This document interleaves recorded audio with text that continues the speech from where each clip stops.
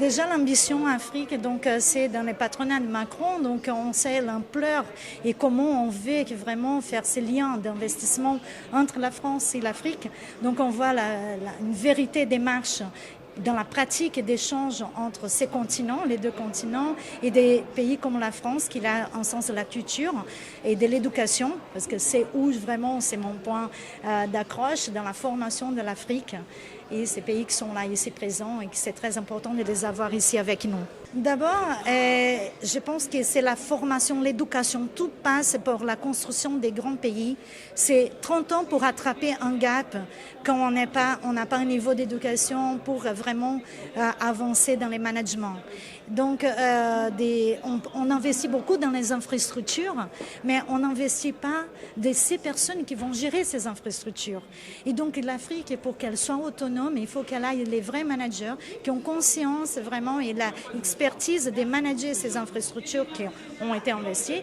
Et je pense que l'éducation et la ressource, bien sûr, le changement climatique, la transformation digitale, on parle partout.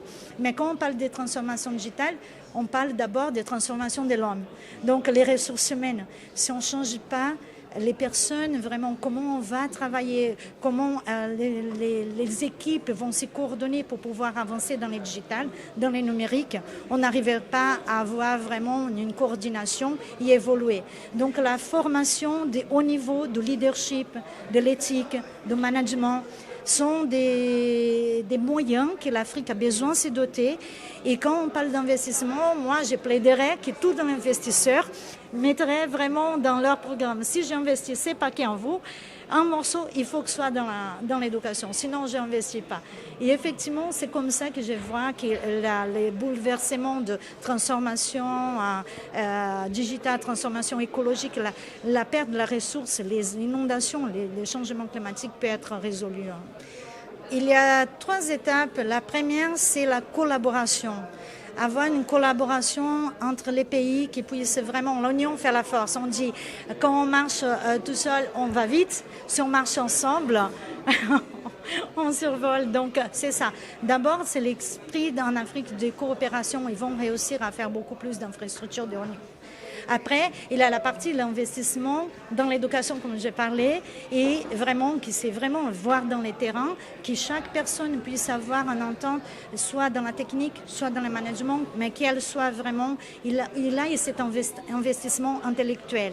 Et la 3e étape, c'est l'égalité, et l'égalité des chances de tous, des femmes et des hommes, parce que c'est en plus 50% de personnes sont des femmes aussi, et qui managent, qui ont besoin vraiment d'être dans l'active. Et on a besoin de cette force de travail. Donc, inclure les femmes dans les systèmes en Afrique qui sont déjà... L'Afrique sans les femmes, je pense qu'elle n'avance pas.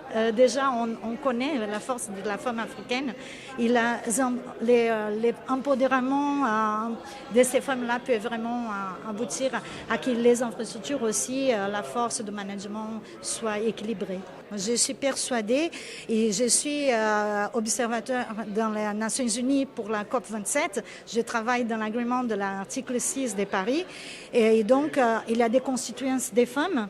Et les femmes africaines, on va être du 8 au 19 novembre en Égypte pour vraiment plaidoyer vraiment la femme comme la pièce indispensable.